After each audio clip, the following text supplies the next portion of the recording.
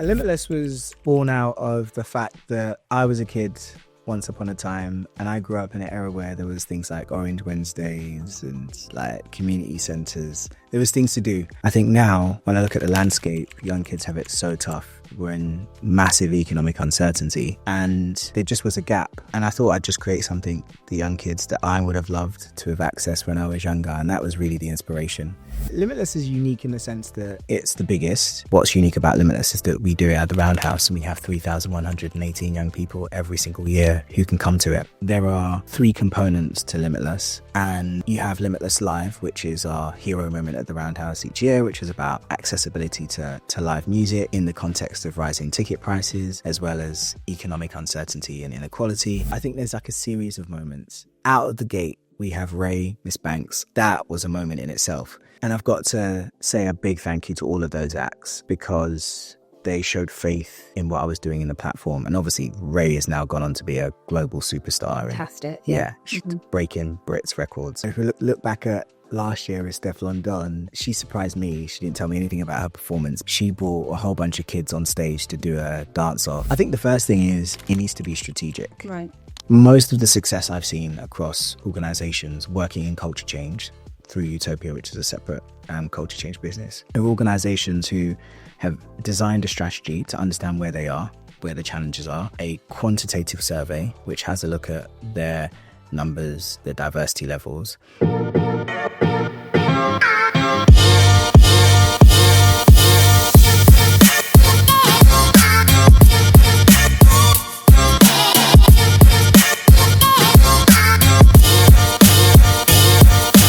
Hey guys, and welcome back to another episode of the Black Circle podcast. And today I have Tolu Farinto joining us. Tolu Farinto, you are a social entrepreneur and you are the co-founder of Limitless Live. And it's the UK's largest free live event with a social mission.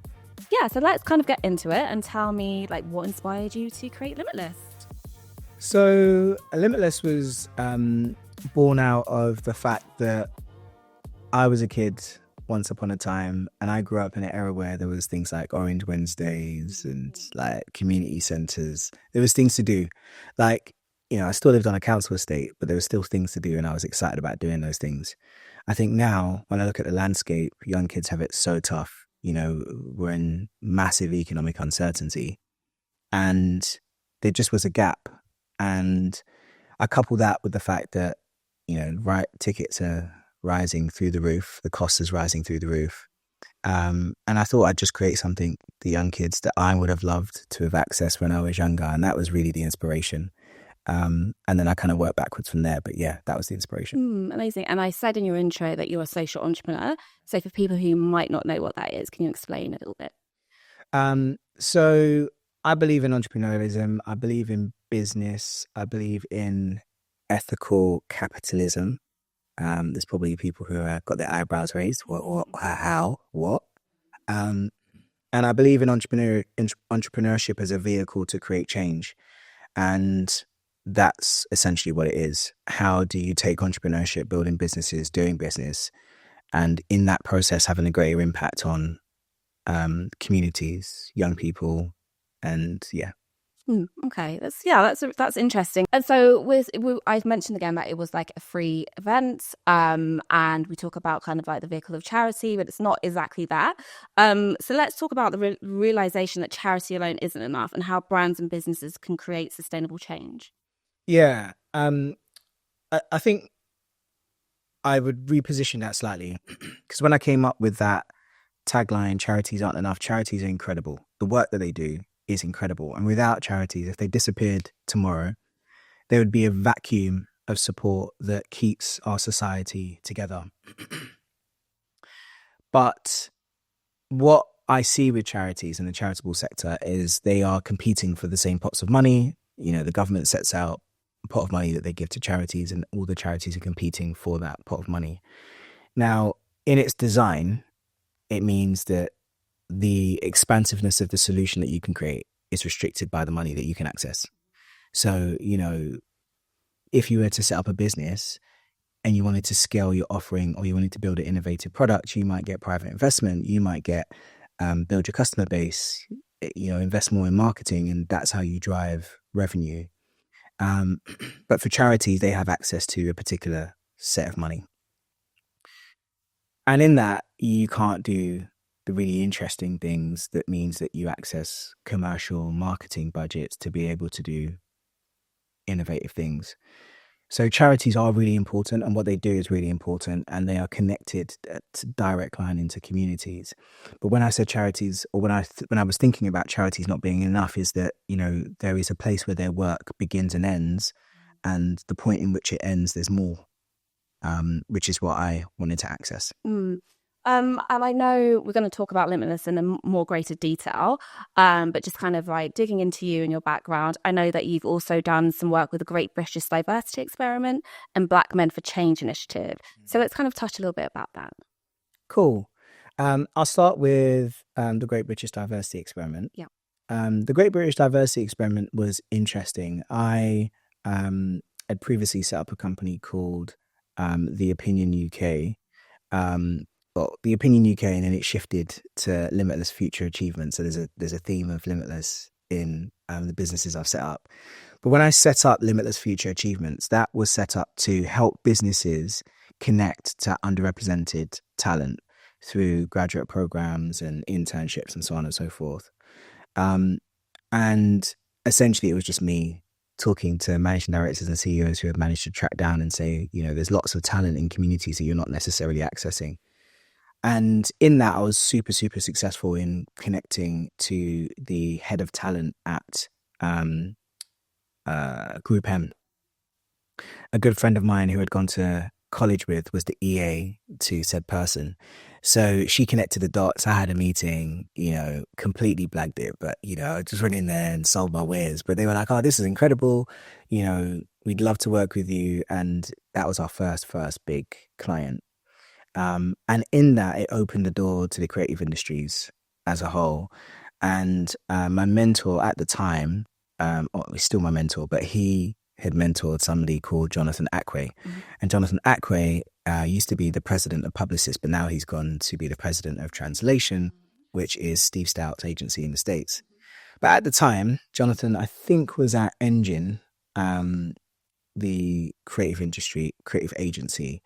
And he had a kind of group of friends that he was collaborating with.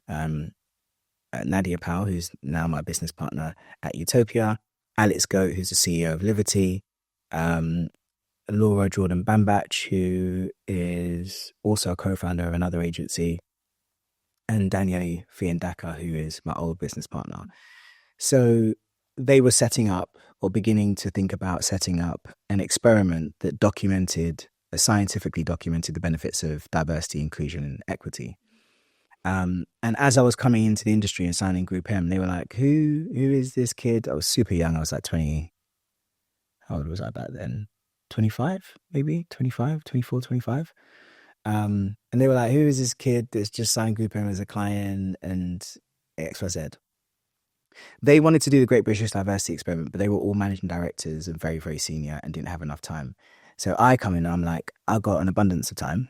Let me support. So I came in the team and helped them establish the Great British Diversity Experiment. It was phenomenal because it was the first time in my experience that I got to quantify what I knew morally was right. So the fact that, you know, you have different people sitting around a room talking, collaborating, that was the entirety of my education, having different kids from different walks of life. And I benefited from learning from those people. Now, I was taking that concept and applying it to the workplace, but I didn't have like the evidence to prove that it was true. So the Great British Diversity Experiment, we took 140 participants, recruited them. We had sponsors like Google, Tesco, and we launched it in collaboration with an ethnographic research agency. I can't remember their names. But essentially, out of that, there were 10 groups of 14, and we gave them a brief that was set by Tesco around how you solve food wastage. And what was so fascinating about it, especially the winning team, is that you had somebody who grew up in apartheid South Africa, or parents grew up in apartheid South Africa. So their relationship and their family's relationship with food was very different. You had somebody who family had grown up in, I think, war-torn Kosovo, or one of the countries in the Eastern Bloc. And again, their family's relationship was very different to food. And then you had other individuals who'd grown up in the UK or in other parts of the world where food was in abundance. And as a consequence of those different lived experiences coming together to solve that brief, they came up with a really innovative solution. So we essentially documented that, and that came out in the Great British Diversity Experiment report. What was fascinating about the timing, though, was that at the same time, McKinsey's Diversity Wins report came out, which was the big longitudinal study around the benefits of inclusion and diversity on business. And then it properly picked up. So that was the Great British Diversity Experiment. Super interesting. And the timing was incredible. Just to kind of jump in there, how do you think something like that would take form in the kind of climate that we are in today? When you say take form, what do you mean? Or how do you think it would go down or be received? Or do you think it would gain as much traction? I just think there's such a shift that's occurred now. And I think we're right at the very beginning of that journey, unfortunately. So how do you think that'll kind of be received now? Yeah, I mean, it's a great question. I think given the fact that, you know, he who shall not be named, I say, is causing a storm in the States. But there could be two people who shall not be named. Yeah. But, you know, the focus on the historic ideal of power, which is, him. Anyway, you know, the business case for diversity can't be questioned. You know, McKinsey, Deloitte, they've done the research. Having different perspectives, thinking about a solution, you're always going to get the most innovative outcome. You know, if diversity wasn't a good thing, then you wouldn't have things like H1, HB visas in the States, where they get highly skilled individuals from across the world and come and build solutions and businesses in the country. He who shall not be named has found a way to weaponize it, but that's intentional to, one, confuse the conversation around DEI, but also mobilize the people who are ignorant about its benefits. So, you know, DEI hires, for example, is to conflate competency with difference, having difference around the solution. Yeah. If the Great British Diversity Experiment was to come into play now, I imagine it would, you know, there'd be eyebrows raised. People would say it's wokeness gone mad. But I actually think it would provide another opportunity to articulate what I just articulated. And I think that's sometimes what's been lost. We are having conversations about the side issue rather than the actual issue. And naturally so, because, you know, he who shall not be named causes a headline and all of us go, oh my God, he's just said this, or oh my God, he's just thinking that. But the reality is, like, diversity is a fact. We live in a world, not just America or the UK, a world which has such nuanced lived experiences, ethnicities. You can't just cancel diversity. Now, for the purposes of these political ambitions, you know, the side narrative is that, you know, DEI is the reason why we don't have competent people in positions of power, when in fact that's just a fallacy. It's a falsehood. But yeah, that's Yeah, and it's really strange that we're seeing now that actually DEI, it benefits a lot of white women as well, and so it's just people kind of equate it to race and it's a bad thing. When they don't understand, it could be disabilities, it could be women. There's so many categories in that, you know, other than just it's somebody's race. So we mentioned that, but let's also go back a little bit to Black Men for Change initiative. Yes. Black Men for Change is a really powerful initiative, actually. One that I love. It's not like a legal organization, but what it is a strategic coalition and collaboration of Black influencers who are men, business owners, charity leaders, policy advisors, who've come together in the acknowledgement that typically within the Black community, the women are the net, the mesh that keep us together. Right. And in that, it was just a group of action. How do we support our women? How do we play our part? Be a strong vocal platform for change in communities. And there's some brilliant people who are part of it. Viva Moon, who is a mentor of mine and long-standing one. Lee Jasper, who is a political advocate, activist, advocate, policy advisor. Leroy Logan, who founded. It's an incredible organization with some great members, one of which is Viva Moon, who is a mentor, long-standing mentor of mine. Lee Jasper, who's a political advocate, activist, policy advisor. Leroy Logan, who set up the Black Association of Police Officers. He was one of the protagonists for the, is it Steve McQueen? The shorts that were on BBC. Can't remember. I may be mispronouncing that. But there's just a great collection of men working together to pool resources together, work with local government, central government to tackle issues that are happening within the Black community in London and more broadly across the UK. So yeah, it's an incredible initiative. Fantastic. Yeah. I want to go on to Limitless now. Cool. And you touched on it a little bit earlier, and you said, there's a theme with the word limitless. So what does limitless mean to you? So I had an uncle. I won't say his first name, but we called him Pastor because he was a pastor. Obviously, Nigerians can't say their first name, so I'd never do that ever. Never. But I had an uncle. He was a lawyer, a philosopher, a deep thinker. And I remember there was something that he did when I was like 12, 13, where he would make me come to his office and I had to think about what I wanted to be in life. And I, naturally as a kid, I want to be an astronaut. And then he'd ask me critical questions like, how are you an astronaut? How could you be an astronaut? And I had to think, okay, well, how do I, right, you have to do maths, you have to exercise. And I was like, I'm not sure I want to do that.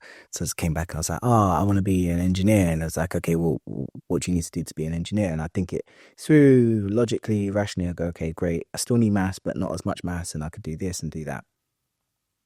But that process in my mind as a young child, thinking back on it, made me open up my mind to the possibilities of what I could be. And I never will forget how that moment turned me into a dreamer, in the fact that anything was possible as long as I could map it out in my head. And in came Limitless. My life could be limitless, the possibilities could be limitless. As long as I knew how I got there or how I could get there, it would be limitless.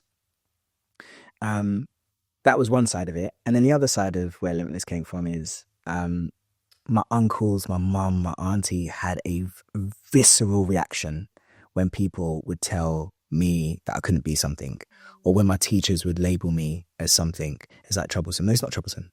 No, he's not troublesome. Or like you're not smart. Don't use that language. And I guess that was just a reinforcement that, there were no limitations to what you could be. So therefore, the possibilities were limitless. So yeah, that's where Limitless has come from. It's like deep in my childhood. Yeah. From your DNA. Yeah. Beautiful. Sure. And, we spoke about it being the UK's largest free event, which is fantastic. But in your own words, what makes Limitless unique? So, Limitless is unique in the sense that it's the biggest. There are other organizations like Apprentice Nation, which offers free events for young kids. Shout out Stephen Green, absolute legend. He actually was the person who founded Orange Rock Corp. So you did like I forgot what it's called, but you basically offered some time to do social. I forgot it. But you're basically offered some time to do something in the community, and then you got a ticket as a consequence. So he runs Apprentice Nation, which is a great organization that offers apprenticeships and internships, but he does kind of smaller shows. What's unique about Limitless is that we do it at the Roundhouse, and we have 3,118 young people every single year who can come to it. I guess what also makes it unique in the sense is that there are 3 components to Limitless. And you have Limitless Live, which is our hero moment at the Roundhouse each year, which is about accessibility to live music in the context of rising ticket prices, as well as economic uncertainty and inequality. You have Limitless Access, which is increasingly what we're able to offer young people beyond live music. So, we're working with DHL at the moment to give young kids access to tickets that they have that's come out of their partnership with Brits Week and War Child. So we're taking kids to go see Joy Crooks, Rachel Chinaruri, as well as Cat Burns. Incredible experience. And there's more that we want to do with DHL as well, but that's in the pipeline. Can't say anything about that at the moment. But there'll be other experiences that come into play. Sport, opening the world of sport, which is increasingly expensive. So that's Limitless Access. And then Limitless Opportunities is the employment opportunities that we create for young people. So we did a partnership with Live Nation over 2 years where young people went into the business, 10 over 2 years, 5 each year. They were paid at $25K a year. They had a mentor and a sponsor. Incredible opportunity. We're also working with Universal Music to put trainees around internships, apprenticeships within their organization as well. We've put 7 in their organization in December 2024. And increasingly businesses want to work with us to access different talent, particularly around social mobility, which, like you said, diversity is lots of different things. And often we focus on gender or race, but it's also social mobility, neurodiversity, disability, and beyond. But anyway, Amplify You is about putting individuals in Universal Music who can access internships, apprenticeships, as well as work experience. And so I know that you guys are heavily involved with different sponsors and brand partnerships. So how does the festival connect brands, entertainment, and culture change? So that's a great question, and also a big part of Limitless in the way that it operates. Part of social entrepreneurship is you have to be an entrepreneurial business. So it has to, make money. It has to generate a commercial appeal. So the three things of entertainment, brands, and culture change is created the entertainment, the proposition of Limitless Live. We pulled together some of the best acts in the UK. Which I'm going to reel off very quickly. Ray, Miss Banks, Krept and Conan, Gets. Am I allowed to say that? Yeah. Because it's been, Yeah. Gets. Stefflon, just to name a few, and that between 2022 and obviously coming up 2025. And I want to talk about the success stories of that, but let's go back to your point. Yeah. So some of the best acts in the UK, as you just mentioned, which obviously gets brands and organizations super excited about the fact that I'm putting together this thing. So that's entertainment. It's I like to call it the disco ball, the shiny ball that people get excited about. Yeah. And as a consequence of creating that exciting moment, I approach brands and I say, hey, do you want to partner with me, sponsor me? Because this is what I'm doing, which is great for, your marketing and sponsorship packages. But then there's also something else that I'm doing if you help us put on this show, which is about culture change and the way that we have a greater impact on the lives of young people. So they're like, oh, okay, so I'm not just sponsoring an event where, people are going to, have a great time and have their iPhones out filming and having a good time. I'm also going to be helping young people get into employment. So it's almost like a double win for them. And that's how I kind of merge the worlds of entertainment, brands, and culture change. Brands are the fuel because they give us the money to put on the show. That's how we make it free. But while they do that, they help us fuel and supercharge our social purpose. So going back to some of those names, if you want to kind of share some of the success stories or highlights from the last few years with some of these amazing artists, like who would be, I don't know if you're allowed to say like a pinnacle moment or that's super great. Yeah. I'm not allowed to. Or just a moment where you was like, wow, this is really coming together for me, and like, just a moment in time.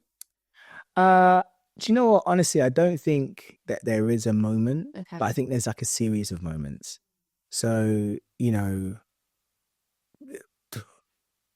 its inception, right? Out of the gate, we have Ray, Miss Banks, Unknown T, Miss La Familia. That was a moment in itself.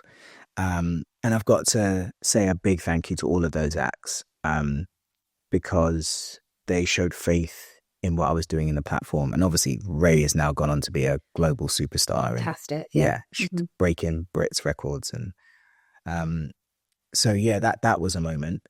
I guess there's other moments like, you know, Miss Banks being on stage, it being her birthday, me bringing out a birthday cake for her. That was a moment in itself as well, within a moment, which is super, super interesting.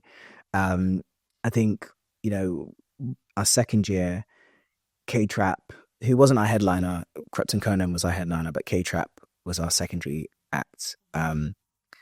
But Warm was a song that was literally everywhere. And I remember the feeling when Warm was coming on in the roundhouse. You could just tell everyone was waiting for that moment, and it's got the reload and the reload and the reload. So that was a moment. And then, you know, if we look back at last year with Steph London, she surprised me. She didn't tell me anything about her performance, but she brought a whole bunch of kids on stage to do a dance off. I was actually in the audience, so I saw this for myself. It was great. Yeah. Oh, didn't you put your hand up to it? No? No. But that was a moment because it gave the opportunity for young kids to go and perform on stage with Steph London. I mean, like one of the biggest female acts in the UK and in the world, if you know you want to go that far. You've got young kids who are dancing next to her. That was a moment as well, because it was like an opportunity in an opportunity. Yeah. Like, who else is creating those type of moments? By the way, as well. Yeah. I mean, yeah, it was great. It's not safe for work, but they did their thing. It was a great moment. We spoke about your paid internship program. So why would you say that that's so essential? Especially, I know a lot of people have like, oh, come and intern for me, but it's not always paid, and I don't think that's very useful at all. So yeah, why would you say that that's so essential? Well, you know, money makes the world go round. Yeah. You know, which is just a truth. Yeah. And one of the interesting things about being a corporate professional, an entrepreneur, but working with charity and community partners, is that the conversations that happen in charity and community partners, I think most average people don't get access to. Because if you go into those charity and community partners, you speak to young people and you tell them, like, you know, it's really bad out there. Like, do you need therapy? What does therapy look like? They'll say therapy looks like food on the table and money in my bank account, some autonomy, an ability to empower themselves. And there's just a lack of those opportunities for them. So these internships and apprenticeships that are paid give them the opportunity to, one, go into different spheres of life, sectors, industries, and apply their trade. But it also gives them the opportunity to make money, which is really important. And we can never lose sight of that. So, yeah. And that's a nice segue actually onto kind of mentorship. And you yourself mentioned about mentors and the role that they played in your life. So what is the importance of mentorship and career progression for underrepresented talent? Mentorship and guidance for underrepresented talent is really important, because what we have to acknowledge is that there are historic issues around representation in certain roles. So, you know, when we think about what it takes to run a multi-million-pound business, you don't just wake up and know how to. You know, you have to seek advice from people who have done it before. And, you know, Limitless is the idea that anything is possible. If somebody wakes up tomorrow and decides that they want to be an entrepreneur and set up a microphone business that's bespoke to podcasters, and it gives you adaptability, elite sound quality, whatever it is, they will need a mentor to help guide them through how to, you know, go through the hardware design process. How do you build a microphone? Cost effective, blah, blah, blah, blah. This is me spitballing, but bear with me. How do you build a microphone?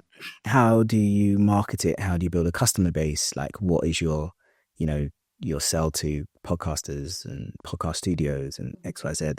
The mentorship is about helping them clarify, crystallize, build processes within their organizations from people who have done it before.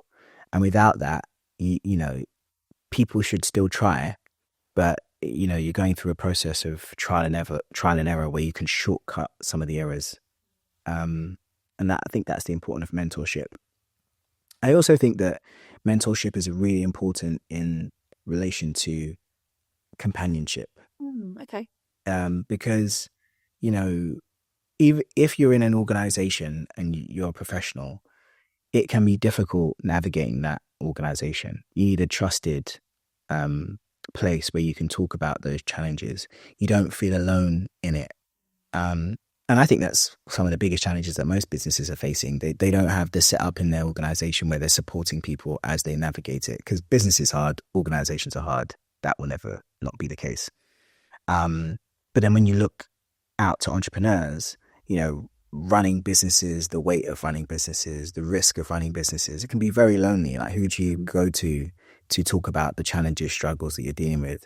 So I think mentorship is also a good place to find that companionship, even through the difficult things as well. And sometimes that could be the difference between a person giving up because they think they're alone and a person staying the course because they feel like they're going through it with somebody.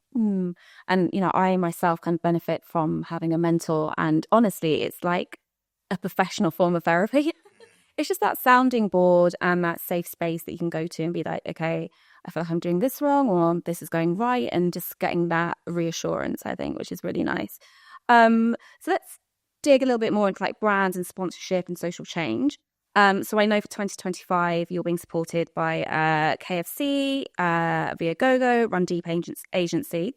So what's kind of like their role in Limitless 2025 and the role, I guess, between Limitless and sponsorship and the importance of sponsorship for these type of big events? Yeah. So, the bottom line is the importance of sponsorship means that we are able to keep the wheels turning. Yeah. You know, we don't sell tickets to young people. They come for free. We distribute the tickets through our charity and community partners. But we still need to pay artists, pay the venue, pay operational costs as well. So brands enable us to do all of those things, which is incredible. And that's kind of the starting point. And then you have like the different activations that we will do with specific brands. So in the case of KFC, for example, if you are lucky to be one of our VIP invites, you will go into the VIP section and that will be catered by KFC. So you'll be able to grab unlimited popcorn chicken and various other meals, which is great for our VIP experience.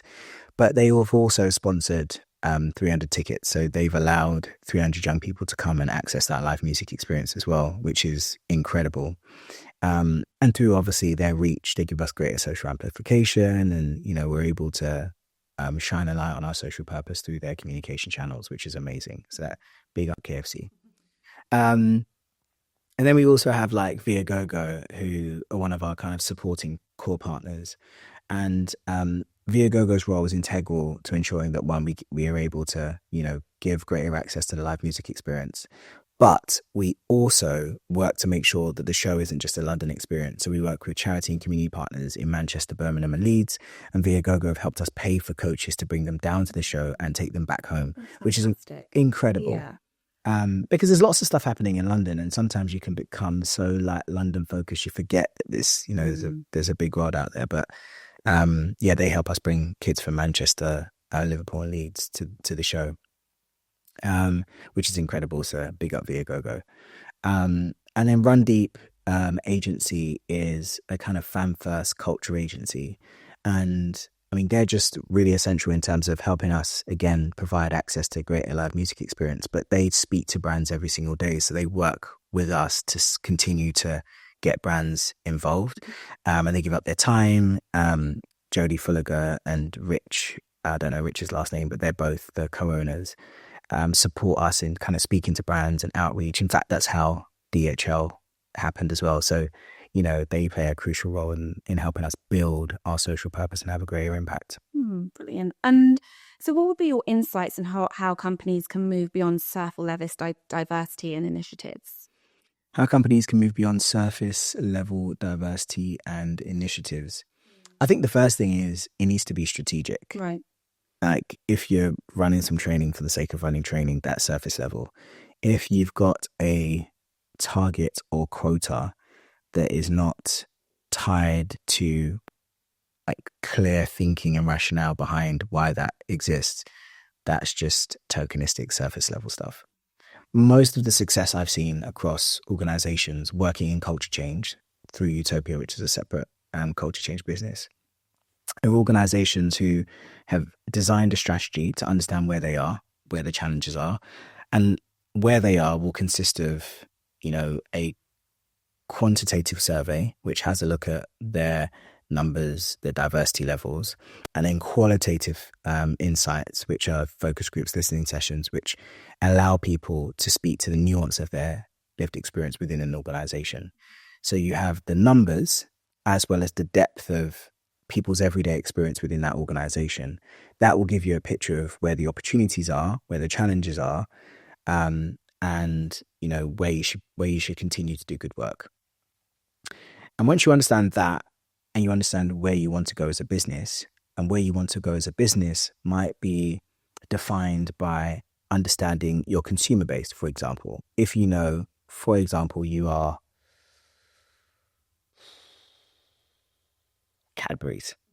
I had to pick a client I don't work with, Cadbury's. Let's say, for example, you're Cadbury's. Now, if Cadbury's knows that their demographic is, let's say in London, a high proportion of Black, Asian, people of color eat Cadbury's, they want to say, actually, we know these people love our product. How are we reflective of that community within our organization? Not just for the sake of it, because we want those voices involved in the way that we produce the product, new innovations in our product, but also the way that we market the product. Because the way you market a bar Cadbury's might be different to a Black, Asian, people of color community than it is to the white community, than it is to the Irish community, and the white community. But, you have different cultural markers even within the monolith of white. How you market those products is going to be very, very different depending on the community. So having them reflected within your organization in marketing, R&D, as well as just day-to-day activity is important, because they want to speak and connect to their consumer on an everyday basis. They don't want it to be a tokenistic thing of, the entirety of the organization is white.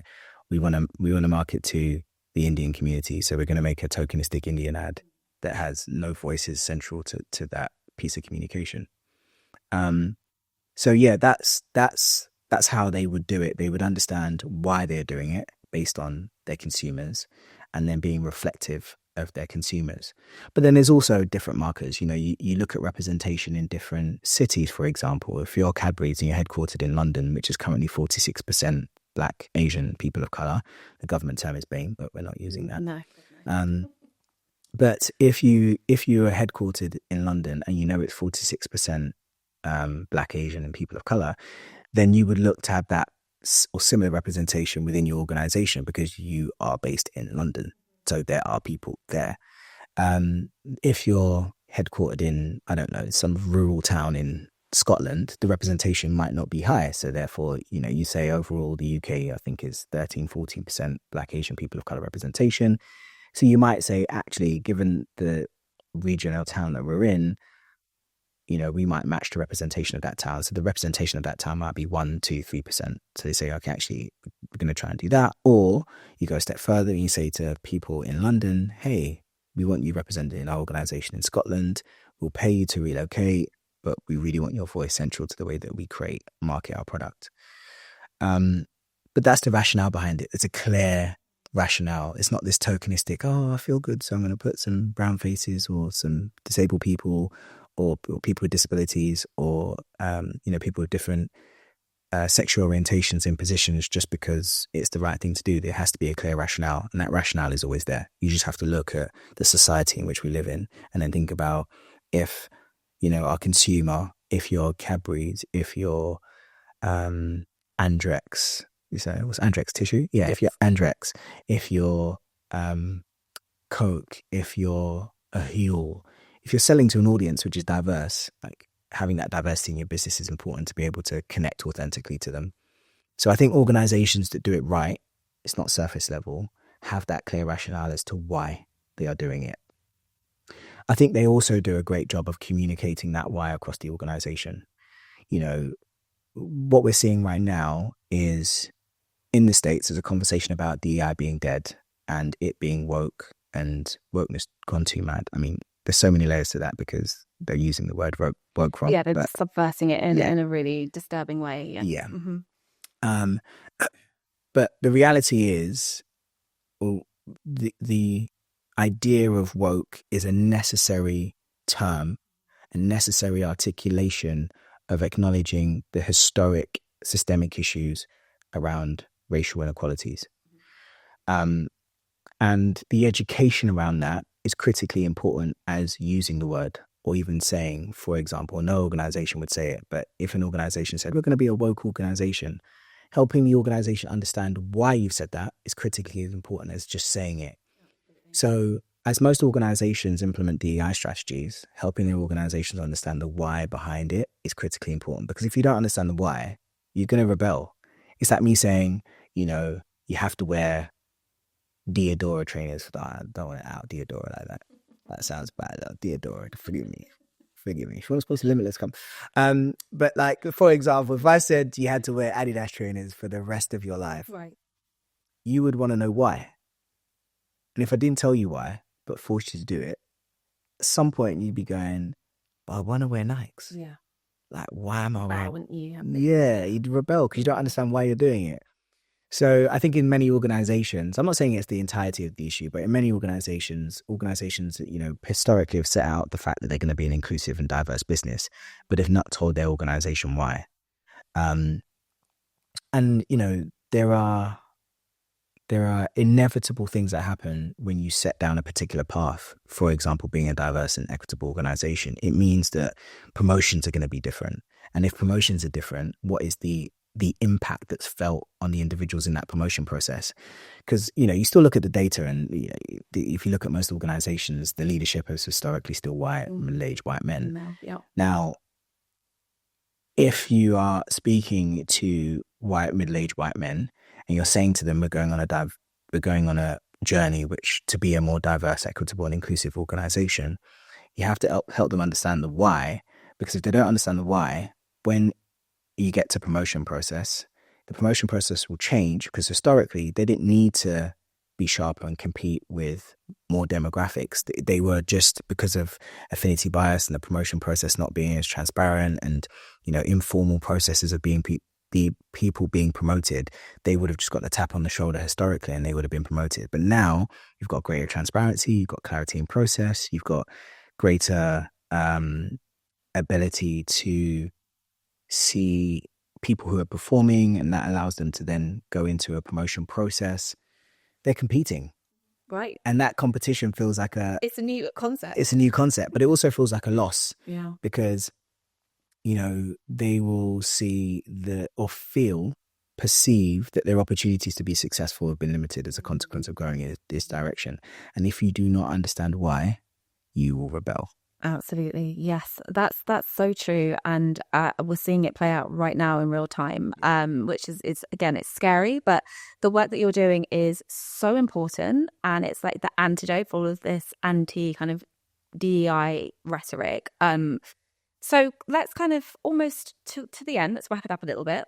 So what's next for Limitless Live?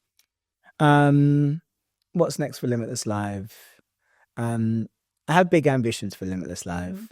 I think, given the landscape in which we're in, and, you know, you had the megastars, of course, the Taylor Swifts, the Beyoncés, the Drakes, the Jay-Z's, they're superstars, and they'll continue to, you know, create superstars. Kendrick Lamar, incredible.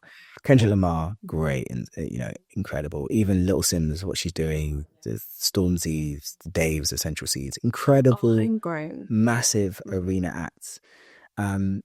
I would love to create a Limitless Live experience which incorporates them in a cycle, of course, that works for them. But, you know, they seem inaccessible unless you have the money to pay for them. And rightly so, they should do their tours and they should get paid. But they seem inaccessible for a kid who can't afford to pay £150 or whatever for a ticket. And the dream for Limitless is that we make it possible for them to see those level of acts, but commercially viable for the acts themselves. Yeah. So we just continue to grow our partnerships with brands, grow our visibility and reach grows, and the importance of our social purpose grows in the eyes of our our core consumers, which are underrepresented kids and also artists. Because I'm sure the artists will agree, those individuals who, are sitting in their rooms or with their friends listening to their music with Spotify on ads, for example, or on YouTube, or they're the ones who are giving them the ability and the platform to be superstars. And rightly so, because they're talented, but there needs to be a reverse engineering of how you connect them closer to those audiences. So yeah, that would be the dream. Bigger experiences, maybe an arena, maybe an open air festival. Yes, that'd be incredible. That'd be for I've sure. got no doubt that you'll make all of this come to fruition. Like, no doubt at all. High praise. Thank you. But that is the dream, to pretend just continue to grow it, and all just stay true to Limitless. Whatever, like what. If somebody says to us, hey, we're going to give you Alexandra Palace for a week straight and, curate the best acts in the world and, work with labels or Live Nation or AEG, and we reach out and we do like 7 shows or 7 weeks of just the best acts in the world, and it's all Limitless and it's all free. Why not? I've just thought of that on the spot, but yeah, if anybody's listening wants to do that, shout me. I'm ready. Definitely. I'm ready. And the story continues this year with Gets, so that's incredible. Yeah. The story continues. I'd actually love to give your audience the opportunity to come. That would be amazing. So I just thought about that now, but yeah, I'd like to give your audience. How do you do this? Reach out to you. Yep. And then you can give them a ticket. Amazing. Okay, yes. Okay, that is really, really gracious of you and wonderful. Okay, so we're going to wrap up. Cool. And I like to ask my guests a value. So one for your professional life and one for your personal life. So let's start with your professional life. My professional life, I would have to say it is integrity. We have a mantra at Utopia, but also with Limitless, is your values aren't values until they cost you something. And, there is fast money, easy money, but you kind of have to have those values which keep you guided on the way that you make decisions, but also in the way that you build partnerships, because there may be things that an organization wants you to do as a consequence of giving you cash, but you have to go no, because that doesn't align with my values. So integrity is probably one of those things. And obviously with Utopia, as we create culture change in businesses, there's the responsibility of the work that we're doing to ensure that people in organizations are having a great time, but having an equitable, inclusive time, and just being strategic and methodical to ensure that our intervention within any organization isn't just a tick box exercise that allows a CEO to breathe a sigh of relief because they've done some unconscious bias training. So integrity would be that's a great word. And for your personal life? My personal life is reliability. Okay. Yeah, it's reliability. It's funny because, my family is hilarious. Like they will probably say I'm the most difficult. They'll probably say I'm a stickler for time. That in some instances I'm too serious. But every time they need to get something done and done properly, they will come to me for sure. And I actually love it because being there for my family, them knowing that I'm a constant regardless, that I will always be there for them and deliver is a good thing. My brother's getting married soon and he's gave me the nod as his best man. He has loads of friends and he gave me the nod as his best man. But he gave me the nod as his best man because he knows I'm going to get it done properly. Right. So reliability would be the one. Reliability. Those are both great words. Well, thank you so much. And if people want to keep up with your journey, where can they find you? So if you want to keep up with my journey, you can follow me on LinkedIn. My full name, Tolu Farinto. You can keep up with us on our socials at Limitless Live, Limitless Live LDN. And yeah, those are the best ways to get in contact. Thank you so much. Like I said, you're doing really important work and I can just see it growing. It already has. So yes, just amazing. And guys, thank you so much for joining us once again. If you want to keep up with the Black Circle journey, we are on Instagram on the Black Circle Podcast, and we're on Spotify and YouTube, the Black Circle Podcast. Thank you guys.